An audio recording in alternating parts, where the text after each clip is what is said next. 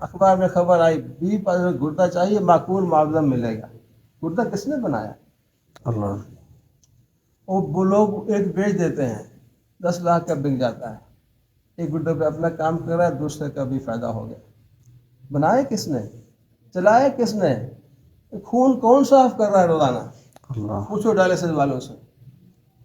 کبھی فیس مانگی اللہ جل شانہ نے کہ ڈیلی خون صاف ہو رہا ہے بغیر کسی تکلیف کے؟ پوچھو ڈائلسس والوں سے. آج کل بہت کیسز ہیں کہ دن بھر وہ اسٹیبل نہیں ہوتے، پتہ نہیں کتنی فیس ہے. اللہ معاف فرمائے. دل کا دھڑکنا، فرمائے نعمت ہے اللہ پاک کی. ان السمع والبصر والفؤاد کل اولئک کان عنہ مسئولا. یہ آنکھ کی نعمت سے، یہ کان کی نعمت سے، دل سے سوال ہوگا کیا کیا اس کا. صبح سے لے کے شام تک بولے اللہ کو نہیں بولا. کہتے مولوی صاحب آپ کو کوئی اور کام ہی نہیں آتا، اتنے مصروف لوگ ہیں ہم. دنیا کی باتیں زبان اس لیے عطا فرمائی اللہ جل شانہ نے. یہ میرا آپ کا بیٹھنا اس بات پہ غور کرنے کے لیے کہ میں اور آپ سوچیں کہ ہمارا رخ کدھر ہے. ہم کہاں جا رہے ہیں؟ کس کے پاس جا رہے ہیں؟ اعلان کیا کہ فلانا چلا گیا، جنازہ ہوگا. اعلان والا بھی کہتا ہے انا للہ و انا الیہ راجعون. سننے والا بھی پڑھتا ہے کہ پڑھنے کے لیے تھوڑی ہے، اس پہ غور کرنے کی چیز ہے. کیا مطلب ہے؟ سب کو آتا ہے انا للہ، ہم اللہ کے ہیں، و انا الیہ راجعون، ہم نے اللہ کی طرف. بھائی یہ چلا گیا، تم تیاری کر لو جانے سے پہلے. اسکول جانے والا محسوس ہوتا کہ اسکول جا رہا ہے، لباس سے معلوم ہو جاتا ہے. شادی پہ جانے والا محسوس ہوتا کہ شادی پہ جانے والا ہے. اللہ کے پاس جانے والا محسوس نہیں ہو رہا کہ اللہ کے پاس جانے والا. غور کریں آپ بات کے اوپر. ہے ایک احساس کہ اللہ کی طرف جانے والا یہ انسان. ایک ایک چیز اللہ کو معلوم ہے.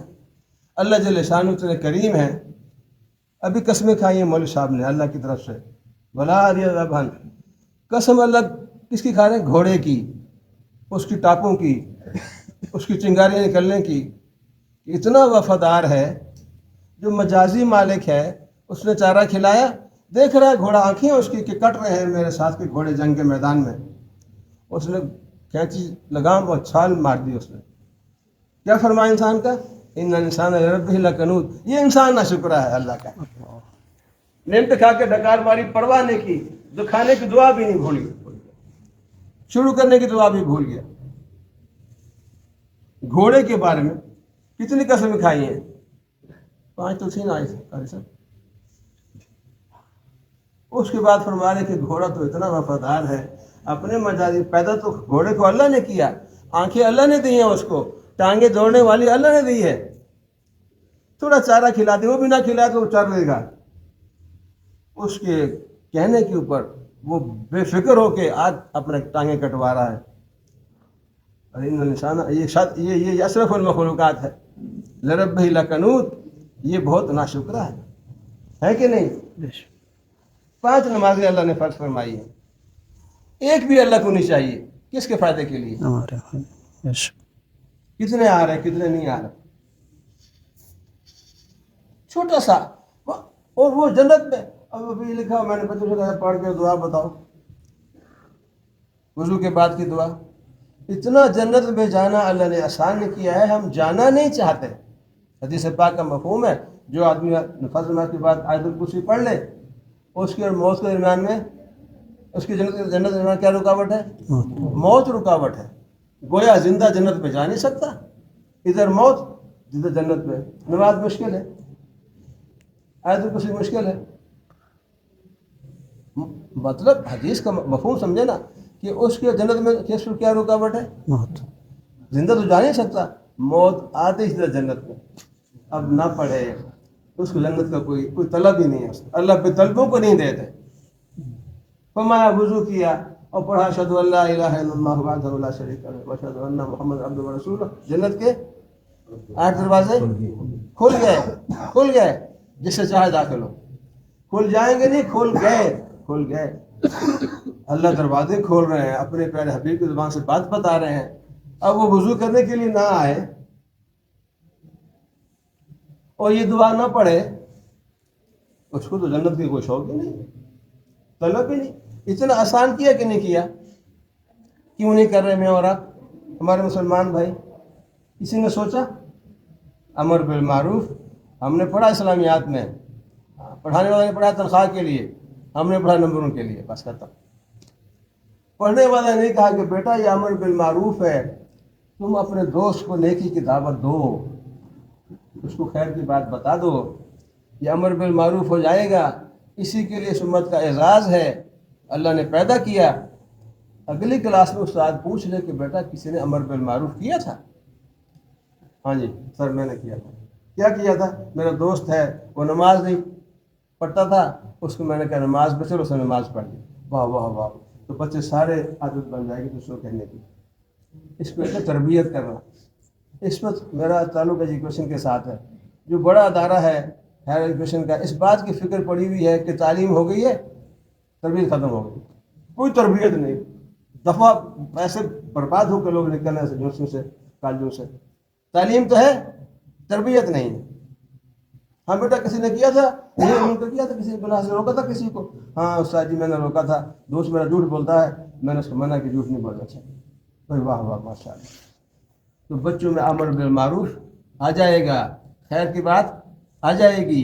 آج استاد نے صبح یاد کرایا کہ کھانا کھانے کی دعا بسم اللہ وبارکۃ اللہ، جا کے اماں کو بتایا، کلاس میں دوست کو بتایا، ادھر محلے دار کو بتایا، میچ کھیلنے کرکٹ کا دوستوں کو بتایا. تو چند دنوں میں سارے محلے میں کھانے کی دعا سب کو یاد ہو جائے گی.